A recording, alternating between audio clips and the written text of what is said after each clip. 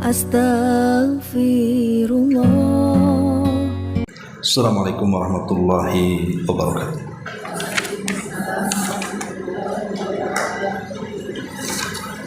Alhamdulillah wassalatu wassalamu ala Rasulillah wa ala alihi wa sahbihi wa mawalah wa la hawla wa la quwata illa billahi wa ba'd.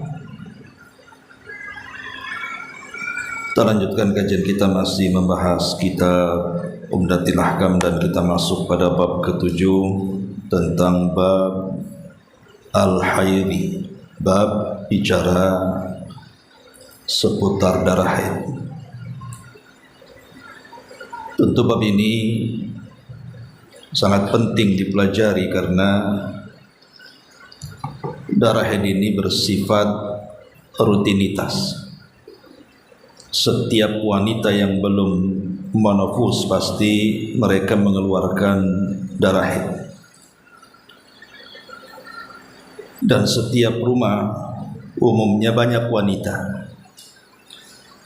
Seperti mungkin ibu punya anak perempuan yang sudah balik dan mereka belum betul-betul memahami seputar darah haid, sehingga kita sebagai orang tua bisa memberitahukan tentang hukum-hukumnya. Karena jangan sampai kemudian tidak bisa membedakan darah yang keluar, karena di sana ada darah haid, darah istihadhah, dan darah nifas. Bagi orang yang tidak bisa membedakan mana haid dan istihadhah, kemudian terkadang tertukar hukumnya, itu sangat membahayakan, karena terkadang bisa meninggalkan yang wajib atau melaksanakan wajib di waktu larangan. Seperti orang yang istihadhah itu tidak dilarang untuk sholat, tapi karena tidak tahu hukum itu istihadhah, disangka haid, akhirnya meninggalkan sholat. Berarti dia meninggalkan kewajiban. Atau sebaliknya, dia sangka itu istihadhah padahal haid, kemudian justru malah melaksanakan kewajiban sholat di waktu dia sedang haid. Jadi banyak hukum-hukum yang berkaitan dengan bab yang kita akan kaji. Baik, kita akan masuk pada hadis pertama. An Aisyah radhiyallahu anha anna Fatimah binta Abi Hubaysh sa'alatin Nabiy sallallahu alaihi wasallam faqalat inni ustahadu fala'athu afa ada us-salata qala la inna dhalika irqun walakin da'is salata qadral ayyamil lati kunti tahidhina fiha thumma tasili wa salli. Wa fi riwayatin wa laysat bil haidati fa idza aqbalatil haidatu fatrukis salata fiha fa idza dhahaba qadruha faghsili anki dama wa salli.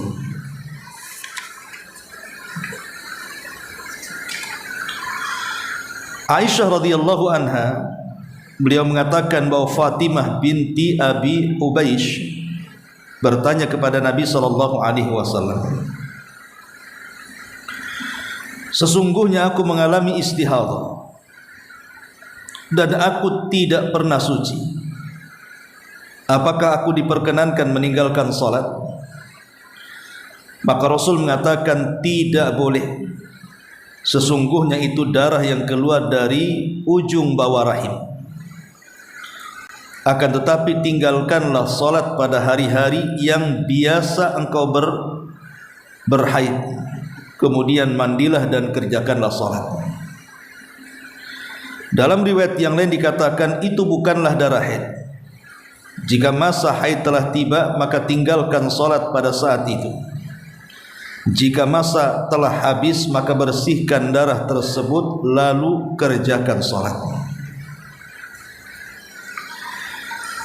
Kemudian hadis berikutnya an Aisyah radhiyallahu anha anna Umma Habibah ustuhidat 7 sinin fasalat Rasulullah sallallahu alaihi wasallam an dzalika fa amaraha an taghtasila faqala hadza irqun fakanat taghtasilu likulli salatin.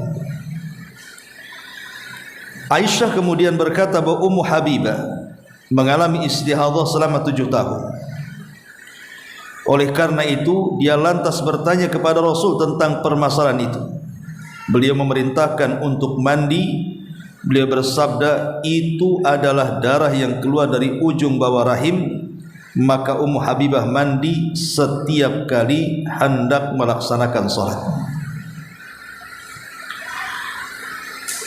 Ma'asyiral muslimat yang dimuliakan Allah Subhanahu wa taala. Hadis yang pertama dari hadis Aisyah radhiyallahu anha ini menceritakan tentang kisah Fatimah binta Abi Hubais. Jadi dia bertanya soal darah istihadhah. Apakah kemudian orang yang mengeluarkan darah istihadhah itu boleh meninggalkan salat? Maka Nabi SAW larang tidak boleh meninggalkan salat, karena istihadhah berbeda dengan haid. Jadi Nabi SAW melarang tidak boleh meninggalkan salat, kecuali kalau memang yang keluar itu darah haid, baru seseorang boleh kemudian meninggalkan salat. Para ulama berbicara tentang apa sih perbedaan darah haid dengan darah istihadhah ini. Disebutkan yang pertama perbedaannya dari segi warna, di mana darah haid itu damul haidi aswad wal istihadhatu ahmar. Kalau darah haid itu bentuk warnanya hitam pekat, sementara istihadhah itu darahnya berwarna merah. Jadi dari segi warna sudah beda, yang satu hitam kehitaman, yang satu merah. Kemudian yang kedua ar-riqqatu, ketebalannya atau keencerannya. Damul haidi takhinun ghalidhun wal istihadhatu raqiqun. Adapun darah haid itu cenderung menggumpal, tetapi istihadhah itu cenderung encer. Kemudian yang ketiga ar-raihatu, ditinjau dari segi baunya. Maka damul haidi muntinun karihur raihah, baunya tidak mengenakkan. Ada bau busuk yang tidak enak. Tetapi al-istihadhatu ghairu muntin. Tapi kalau darah istihadhah itu biasanya seperti darah biasa. Kalau ibu keiris kan, tangan yang mengeluarkan darah, ya seperti itulah darah istihadhah, tidak mengeluarkan bau.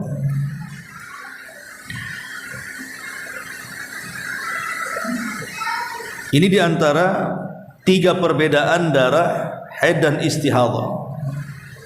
Jadi pertama, darah haid itu berwarna hitam, istihadhah merah. Kemudian yang kedua, umumnya darah haid itu dia menggumpal, tetapi darah istihadhah itu tidak. Kemudian darah haid itu umumnya bau, dan darah istihadhah itu tidak mengeluarkan bau. Ma'asyiral muslimat yang dimuliakan Allah Subhanahu wa taala. Adapun dari segi ibadah,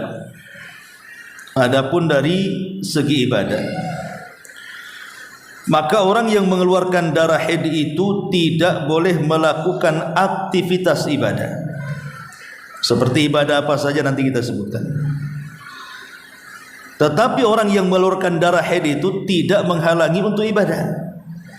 Seperti sholat tetap dilakukannya, puasa tetap dilakukannya, tapi dengan syarat-syarat: dibersihkan darahnya, apakah harus mandi setiap sholat seperti hadis yang kedua, hadis Ummu Habibah, ataukah cukup sekali mandi kemudian lebih cukup berwudu saja? Nanti ada pembahasannya. Tapi yang jelas bahwa di sini dari segi ibadah, kalau orang mengeluarkan darah haid maka tidak boleh sholat, tidak boleh berpuasa, dan ibadah-ibadah yang lainnya yang nanti akan saya sebutkan. Yang kedua, kalau istihadhah maka tidak menghalangi itu semuanya. Ma'asyiral muslimat yang dimuliakan Allah Subhanahu wa taala,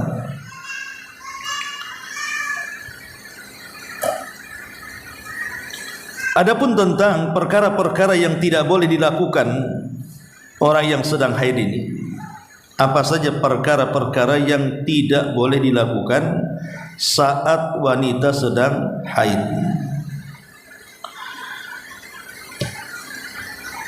Yang pertama, yang tidak boleh dilakukan seorang wanita saat dia sedang haid adalah melakukan ibadah salat. Jelas tidak boleh berdasarkan hadis yang kita baca ini. Kata Nabi SAW, walakin da'is salata qadral ayyamil lati kunti tahidina fiha. Tinggalkanlah salat di waktu hari-hari ketika engkau mengeluarkan darah haid. Dari sini kita tahu bahwa haram hukumnya seorang wanita yang sedang haid melaksanakan salat, baik yang wajib ataupun yang sunnah. Jadi dua-duanya terlarang. Bahkan kalau ibu nekat salat, salatnya tidak sah. Ibu tetap nih melaksanakan salat sementara ibu sedang haid, maka salatnya tidak sah. Sehingga bagi wanita haid maka tidak ada kewajiban salat bagi mereka. Kemudian yang kedua, yang tidak boleh dilakukan orang yang sedang haid adalah berpuasa. Jadi wanita haid tidak boleh melakukan puasa.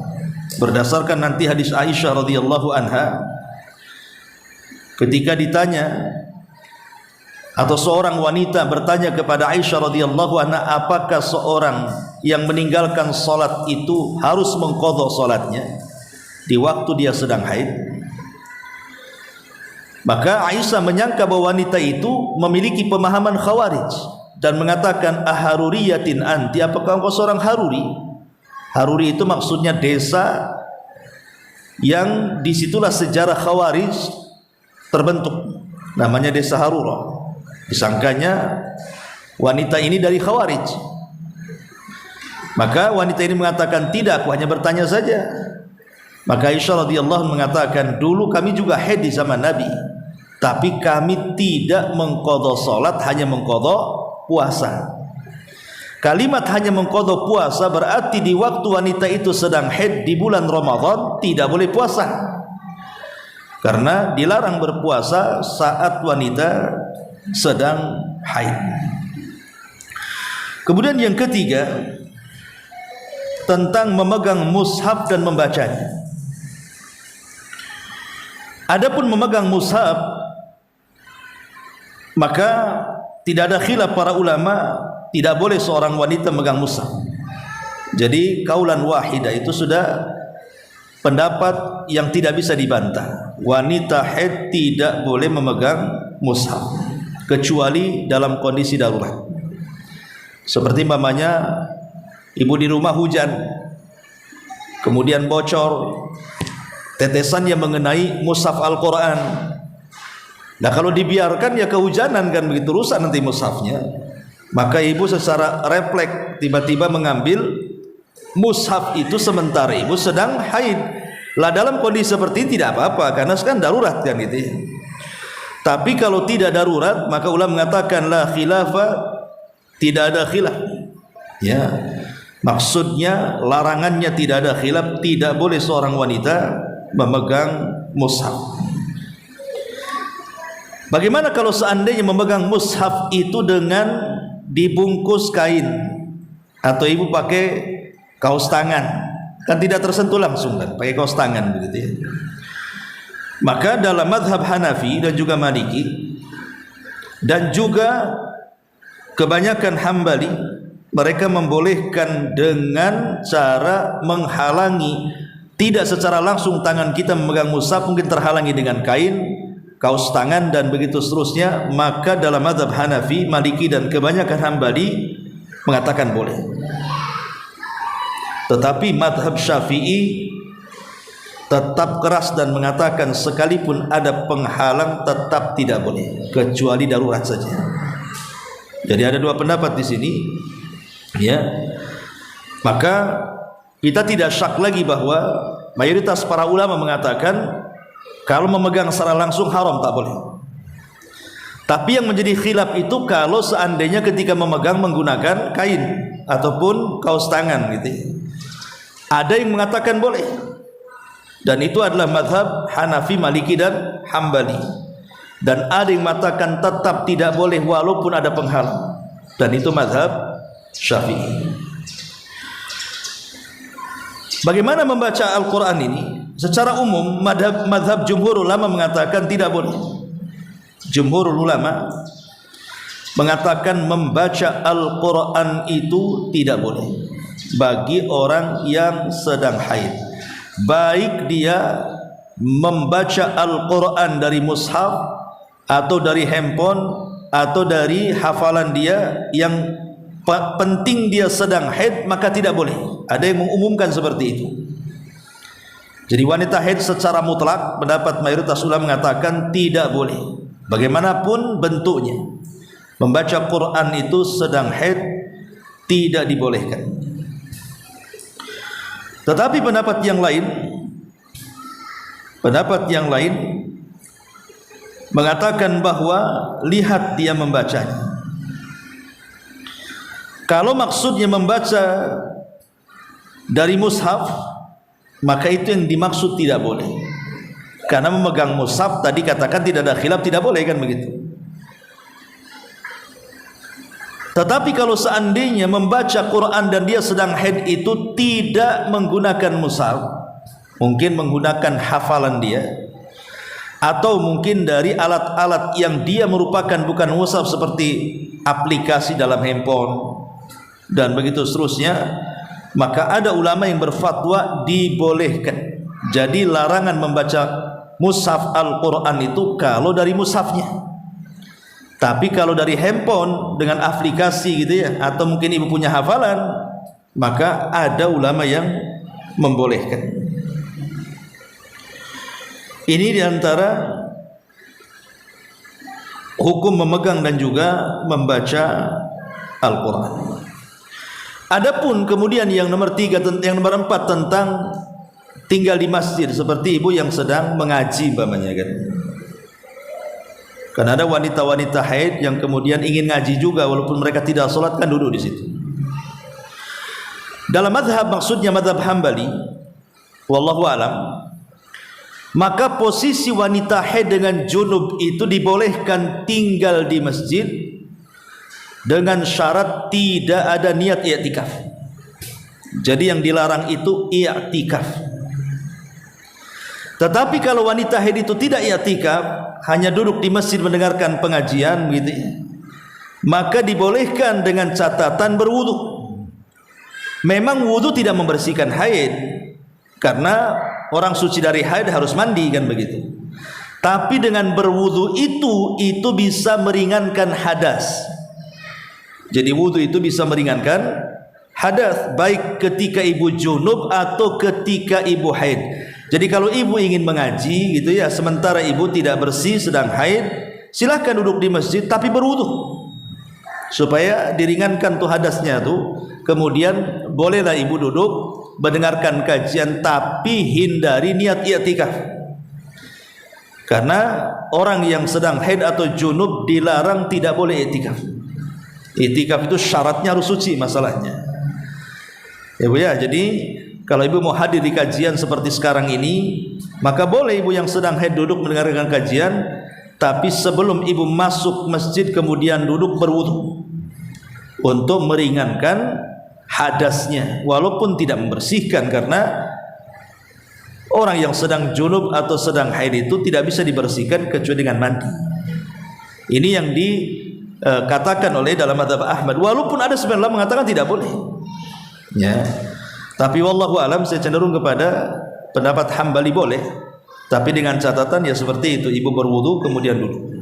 Ya, jangan asal dari rumah nyelonong duduk gitu ya. Ini juga diantara hukum-hukum seputar haid. Kemudian juga yang kelima, al-hajj wal umrah. Dijelaskan bahwa wanita yang sedang haid apakah boleh haji atau boleh umrah. Ittafaqal fuqaha ala jawazil ihrami lil haid. Wa kadzalika as-sa'i baina as-safa wal marwah walakin la tatuf, fattafaqal ulama ala hurmati dzalika li haid. Sepakat para ulama fikih, boleh wanita haid, haji dan umrah itu memakai kain ihram ataupun niat ihram. Ya, kain ihram bagi laki-laki, ibu cukup pakai niat ihram saja. Kemudian juga boleh ibu melakukan tawaf dan juga melakukan sa'i, bukan tawaf, melakukan sa'i dari Safa ke Marwah boleh. Tetapi yang tidak boleh bagi wanita haid itu adalah melaksanakan tawaf. Maka tidak boleh. Karena tawaf ini sama dengan orang sholat. Jadi posisi tawaf itu sama dengan orang sholat, cuman bedanya kalau tawaf boleh bicara, kalau sholat tidak boleh bicara. Makanya karena posisi tawaf itu menggantikan sholat, maka ketika tawaf itu disyaratkan harus bersih dari hadas. Apalagi kalau sedang haid, itu kan hadas besar kan itu ya. Maka dilarang, tidak boleh wanita haid kemudian tawaf mengelilingi Ka'bah saat manasik haji ataupun manasik umrah. Tapi selain itu boleh. Sebagaimana Aisyah radhiyallahu anha ketika dia menangis saat haji bersama Nabi SAW karena keluar darah haid, maka Rasulullah mengatakan, if'alu kulla syai'in illa tawaf, lakukan segala sesuatu kecuali tawaf. Maka tawaf tidak boleh bagi orang yang sedang haid. Masyaallah muslimat yang dimuliakan Allah Subhanahu wa taala. Kemudian juga termasuk tentang tayammum.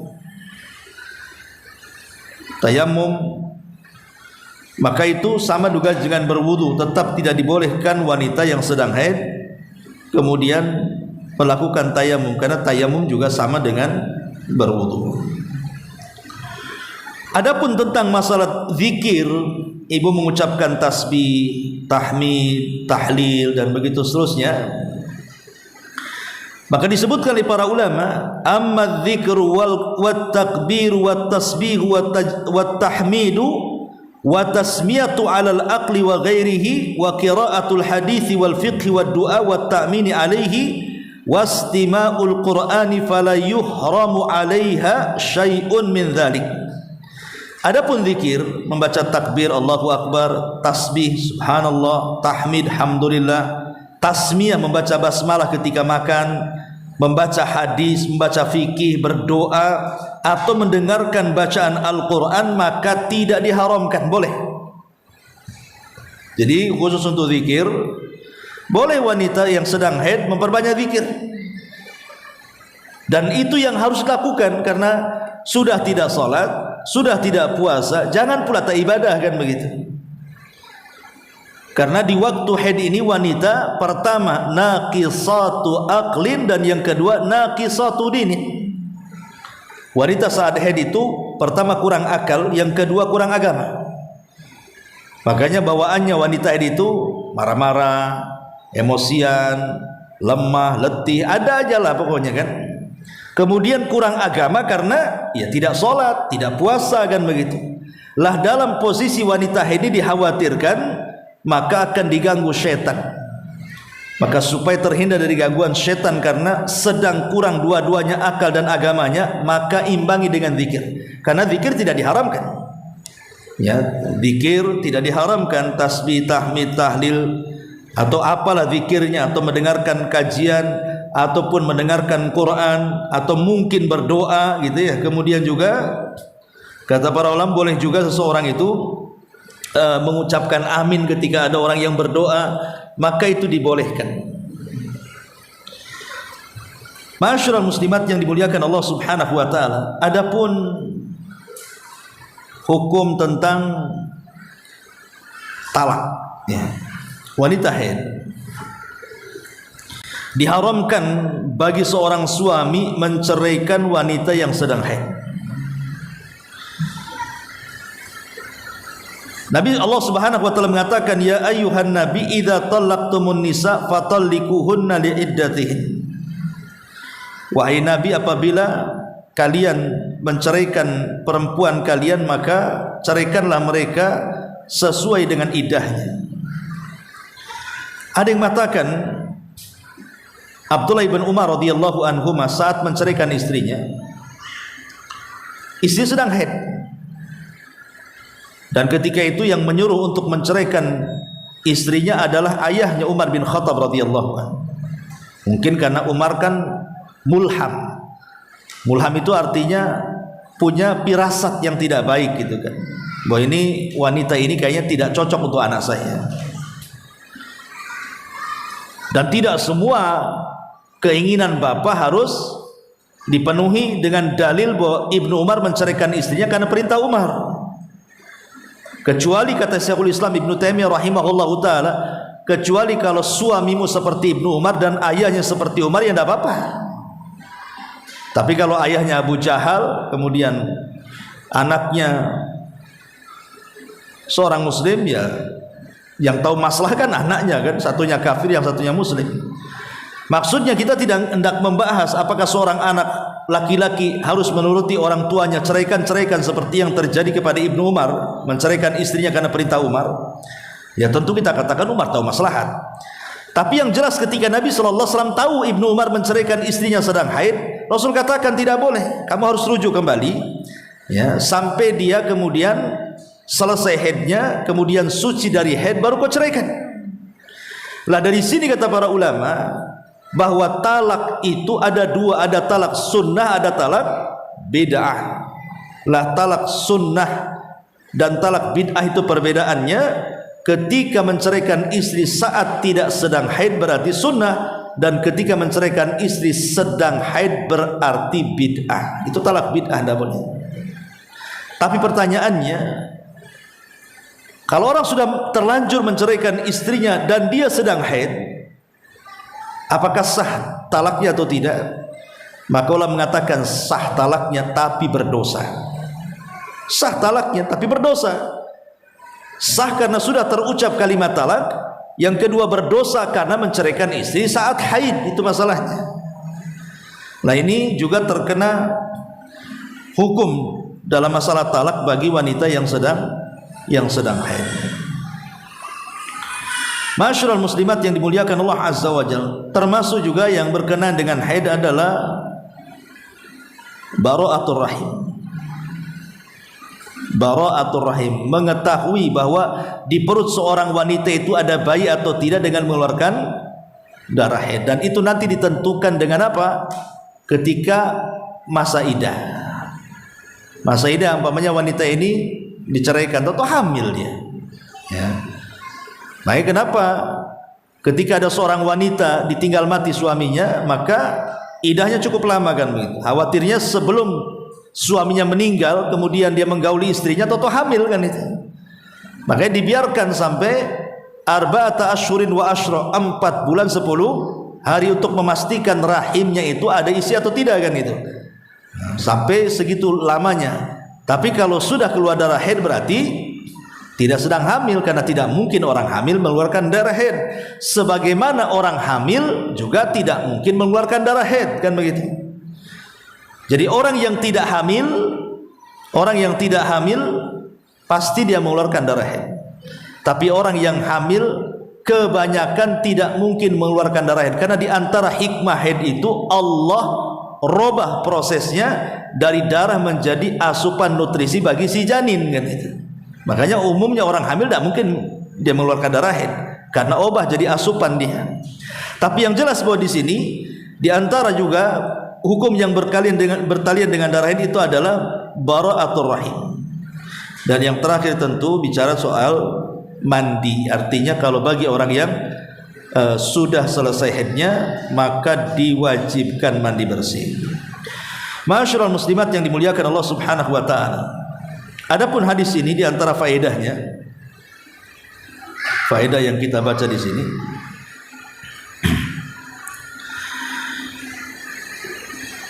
pertama, faedah hadis mana?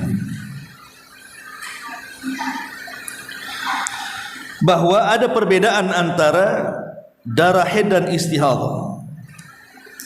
Jadi ada perbedaan darah haid dan istihadhah, di mana darah haid terlarang padanya melaksanakan salat, tetapi darah istihadhah tidak terlarang padanya salat. Berdasarkan hadis ini, Fatimah binta Abi Hubais bertanya kepada Nabi, saya sedang haid, apakah saya tidak perlu salat? Kata Rasul, salat.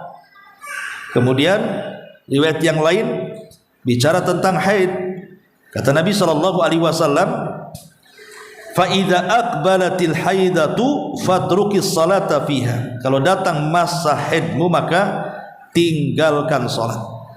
Ini faedah yang pertama. Faedah yang kedua, wujubul ghusli 'alal mar'ati inda intihai ayyami haidhiha.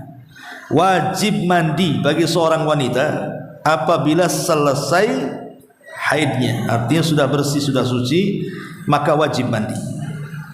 Diwajibkan mandi. Kemudian yang ketiga, hirsus sahabati 'alal ilmi wal fiqhi fid din. Bagaimana semangatnya para sahabiyah, wanita-wanita di zaman Nabi SAW tentang ilmu dan fikih. Sampai-sampai Fatimah binti Abi Hubais datang kepada Rasul bertanya, menunjukkan semangatnya para sahabiyah di zaman itu untuk mencari ilmu. Sampai mereka datang kepada Rasul kemudian bertanya soal privasi. Ini kan haid kan soal privasi, tapi malu ataupun tidak tetap ditanyakan supaya tahu hukumnya. Dan itu menunjukkan kesemangatan sahabiah di zaman itu untuk bertanya soal agama dan tidak perlu malu soal bertanya demi kepentingan agamanya. Kemudian yang keempat, wujubul ghusli 'alal mustahadhah inda intihai iddati ayyami haidhiha. Wajib mandi juga bagi wanita yang sedang istihadhah. Wajib mandi bagi wanita yang sedang istihadhah apabila selesai ataupun apabila telah selesai dari mengeluarkan darah istihadhahnya, tetap sama dengan orang yang sedang haid. Istihadhah pun kalau selesai gitu ya, kalau sudah kering maka wajib mandi. Yang jadi khilaf itu, apakah kemudian wajib mandi ini setiap kali hendak salat seperti hadisnya Ummu Habibah. Ini kan hadisnya Ummu Habibah kan dia mengatakan apa? Fakana taghtasilu likulli salatin. Ummu Habibah itu mandi untuk setiap salat. Tapi sekali lagi ulama mengatakan ini ijtihadnya beliau. Ijtihadnya beliau. Pendapat yang kuat wallahu alam, ketika selesai dari istihadhah kemudian ibu mandi satu kali, lebihnya tidak perlu mandi. Cukup dibersihkan kemaluannya, kemudian disumpal, kemudian setelah itu berwudu, kemudian boleh salat. Jadi mandi sekali saja. Selepasnya itu dibersihkan saja. Dan ini pendapat yang kuat wallahu alam ya. Dan biasanya Bu, membedakan darah haid dengan istihadhah itu begini. Kalau seandainya seseorang itu sudah punya kebiasaan yang pasti, ibu ini sudah punya kebiasaan haid, ini pasti ya, 5 hari berhenti, 6 hari berhenti, 7 hari berhenti umpamanya kan. Maka kalau seandainya keluar darah dari kebiasaan yang pasti, kok saya haid 5 hari, kok 6 hari keluar darah, maka darah yang keluar setelah kebiasaan pasti itu umumnya istihadhah. Umumnya istihadhah. Ini yang pertama. Yang kedua, kalau seandainya seseorang itu berubah-ubah kebiasaan, ini yang repot kan? Kan ada seseorang itu berubah-ubah kebiasaan tuh. Bulan kemarin 5 hari selesai, kok sekarang udah seminggu. Ada orang yang berubah-ubah tuh kebiasaannya. Kalau ada orang yang berubah-ubah kebiasaannya, maka dia mengenali darah istihadah dengan darah haid itu dari ciri-ciri yang saya sebutkan tadi. Lihat darahnya yang nempel di celana itu, lihat oleh ibu kan, bentuknya hitam atau merah, bentuknya memiliki bau atau tidak, kemudian kental atau tidak. Kalau memang seseorang tidak punya kebiasaan yang pasti, terkadang maju mundur, nambah hari, ngurangi hari, maka cara membedakannya harus pandai-pandai membedakan darah.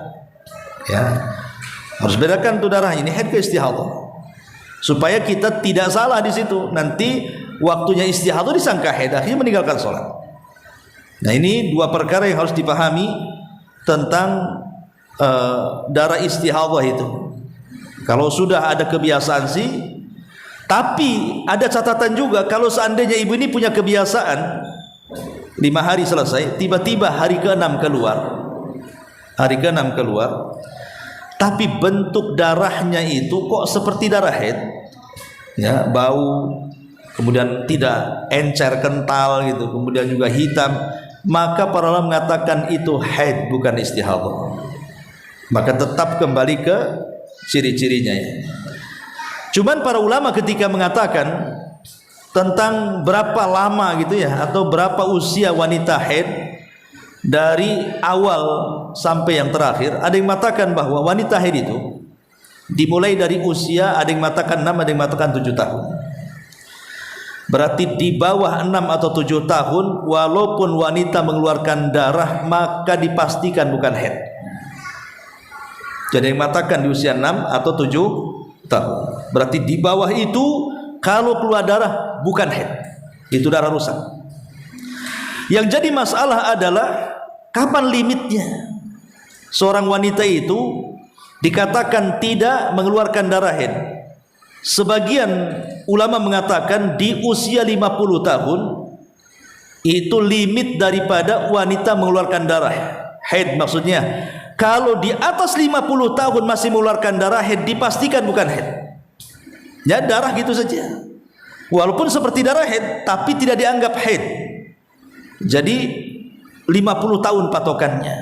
Ada yang mengatakan bahwa patokan usia tertinggi orang yang sedang haid itu adalah 50 tahun. Dan ini mazhab Hambali. Jadi mazhab Hambali itu, kalau wanita usia 50 tahun berarti sampai di sinilah usia haidnya. Kalau setelah 50 tahun keluar darah, itu bukan haid. Intinya bukan haid. Ya mungkin darah rusak, mungkin istihadah, bukan apa. Pokoknya sampai di usia 50 tahun, ini madhab Hambali. Tetapi ada juga yang mengatakan bukan 50 tahun, tetapi situna sanatan. Sebagian madhab yang lainnya mengatakan 60 tahun. Kalau wanita di usia 60 tahun berarti selesai masa haidnya. Kalau di atas 60 tahun mengeluarkan darah, dipastikan bukan haid. Ini pendapat yang kedua. Jadi pendapat yang pertama di usia 50 tahun, dan itu pendapat Hambali ya. Kemudian pendapat yang kedua ada yang mengatakan di usia 60 tahun. Tapi ada juga yang mengatakan la hadda li aktsarihi. Tidak ada batasan. Mau 50 tahun, mau 60 tahun, mau 70 tahun, kalau mengeluarkan darah dan ciri-cirinya itu adalah darah haid, maka wanita itu sedang haid. Dan ini pendapat Syekhul Islam Ibnu Taimiyah rahimahullahu taala. Jadi Ibnu Taimiyah berpendapat berbeda dengan yang lainnya. Kata Syekhul Islam tidak ada batasan. Mau umur berapa saja.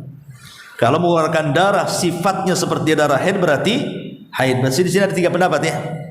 Pendapat pertama, dan ini pendapat Hambali, mengatakan di usia 50 tahun saja. Kalau keluar darah setelah itu maka tidak dianggap haid. Pendapat yang kedua di usia 60 tahun. Berarti kalau keluar darah di atas 60 tahun bukan haid. Pendapat yang ketiga tidak ada batasan. Mau 40, 50, 60, 70, bahkan 100 tahun sekalipun, kalau mengeluarkan darah dan ciri-cirinya seperti darah haid, maka tetap dianggap darah haid. Dan itu pendapat Syekhul Islam Ibnu Taimiyah rahimahullah ta'ala. Nah, ini juga yang harus dipahami. Adapun tentang lamanya, ada yang mengatakan bahwa orang yang mengeluarkan darah haid, wanita yang mengeluarkan darah itu paling lama 15 hari. Kalau lewat 15 hari kok keluar darah, bukan haid, walaupun ciri-cirinya kayak haid. Jadi sebenarnya mengatakan bahwa wanita haid itu paling lama 15 hari. Tapi ada juga yang lebih pendek daripada itu, pendapat Abu Hanifah. Ini kan pendapat jumhur ya, pendapat Malik, Imam Syafi'i. Anggaplah pendapat jumhur ulama mengatakan bahwa batas wanita haid itu 15 hari, berarti lewat 15 hari bukan darah haid. Tapi ada juga yang mengatakan 10 hari, dan ini pendapat Abu Hanifah. Jadi kalau wanita itu 10 hari sampai haid, kok lewat dari 10 hari, maka kata Abu Hanifah bukan darah haid, karena sudah habis limitnya di situ. Ya. Jadi ada dua pendapat di sini, pendapat Malik dan Syafi'i 15 hari, pendapat Abu Hanifah 10 hari. Tapi ada juga yang mengatakan yang ketiga, pendapat Imam Auza'i, lebih lama lagi, 17 yauman, 17 hari. Itu pendapat Imam Auza'i, tetapi mayoritas para ulama mengatakan 15 hari, dan itu pendapat jumhur. Dan ini yang kuat wallahu alam, bahwa lamanya wanita haid itu 15 hari. Berarti kalau lewat 15 hari bukan dikategorikan haid lagi. Ini pendapat yang kuat wallahu alam. Adapun paling sedikit adalah yaumun wa laila, 1 hari 1 malam. Ibu ngeplek umpamanya nih, ya kan? Ibu tidak boleh sholat dalam 1 hari 1 malam itu paling sedikit.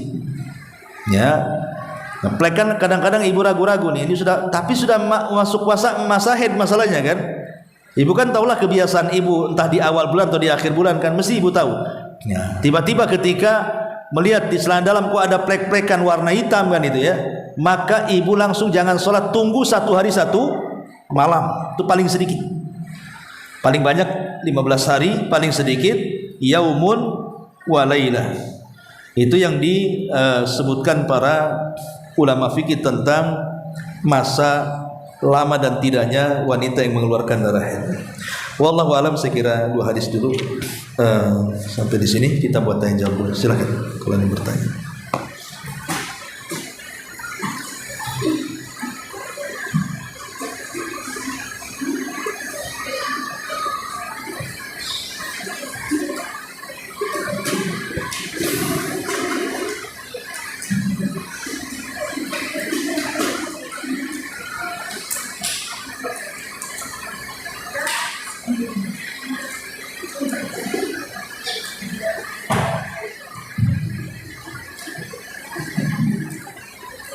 Halo Ustaz. Iya. Mengenai hal ini Ustaz ya, banyak yang terjadi pada wanita ini, ada yang karena terpengaruh akibat dari kontrasepsi atau penyakit yang lainnya, sehingga darah itu kan keluarnya tidak beraturan Ustaz. Ada yang melebihi masa haid sampai 3 pekan, ada yang haid terus, namun bentuk warna maupun baunya seperti darah haid Ustaz. Itu bagaimana Ustaz? Kategori istihadah atau darah haid? Tadi sebenarnya sudah jelas, kalau lewat 15 hari berarti walaupun darahnya persis haid, pendapat yang kuat bukan haid.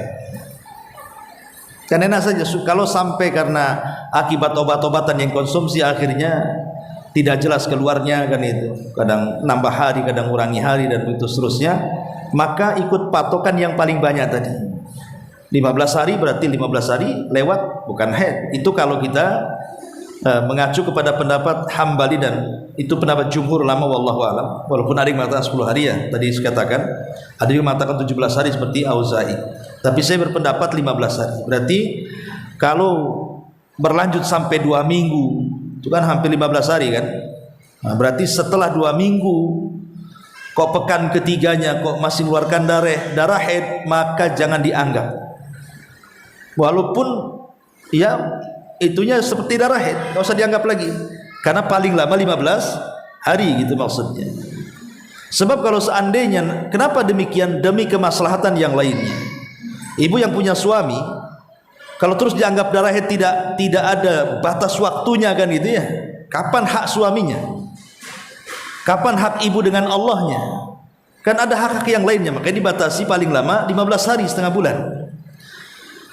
Nah, jadi kalau di bawah itu umpamanya ya mungkin biasa 4 hari atau jadi 8 hari, yaitu tadi itu namanya pergeseran siklus, berarti harus pandai-pandai membedakan warna darah, bau dan sifatnya tadi.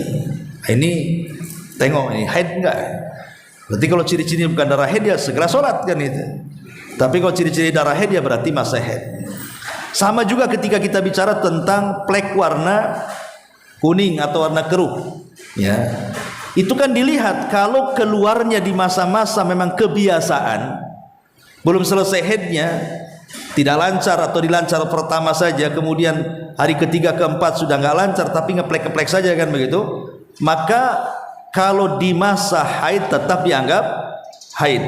Tapi kalau di luar masa haid, umpamanya ibu haidnya 7 hari, kok ke 8 harinya masih ngeplek di celana dalam itu, warnanya kuning ataupun keruh, maka itu dianggap istihadah. Bukan lagi dianggap darah haid karena sudah keluar dari kebiasaan. Nah, itu sama juga ketika membahas masalah sufrah tadi. Misalkan plek itu di awal Ustaz, pekan pertama hanya plek, kemudian sempat berhenti dan keluar lagi melebihi batas masa haid itu Ustaz. Berarti terhitungnya dari awal plek itu keluar. Iya, dari awal plek keluar itu sudah dihukum darah haid. Walaupun sempat berhenti. Kecuali kalau seandainya plek itu sekali lagi kan patokannya dia masuk di masa haid atau tidak. Ingat ya, patokannya masuk di masa haid atau tidak. Umpamanya ibu masa haidnya ya awal bulan tanggal 1 tanggal 2. Tanggal 27 ngeplek. Berarti kan belum masuk waktunya. Kalau belum masuk waktunya itu istihadah, ibu tetap mandi, cuci kemaluannya, sholat. Tapi kalau pleknya itu memang sudah masuk, ya memang ini sudah waktunya haid, kok saya nggak haid tapi ada pleknya, itu berarti sudah haid itu namanya. Atau di akhir namanya kan, ini saya sudah 7 hari, harusnya sudah selesai, kok ada plekan, bukan haid karena sudah keluar dari masa haid. Baik di awal ataupun akhir, kalau dia tidak masuk kerangka kebiasaan maka jangan dianggap haid. Maksudnya plek warna kuning atau warna keruh tadi, dan itu dibahas ya oleh para ulama tentang kudrah dan sufrah itu. Ya, wallahu a'lam. Satu lagi Ustaz, Ya. dalam syariat adakah batas dari haid pertama ke haid kedua itu ada jeda berapa hari? Ustaz? Tidak ada, itu kebiasaan. Kebiasaan itu kebiasaan, makanya kenapa wanita yang baru mengeluarkan darah haid umpamanya di usia 7 tahun, maka wanita itu sudah harus bisa mengetahui kebiasaan harinya berapa, supaya jadi patokan setelahnya. Yang namanya haid itu 6 hari kan tidak tiap hari keluar. Ya mungkin yang lancar itu 1 hari 2 hari mungkin itu lancar ngocor gitu ya. Tapi tahu-tahu kering, tahu-tahu tak keluar 2-3 hari kan gitu.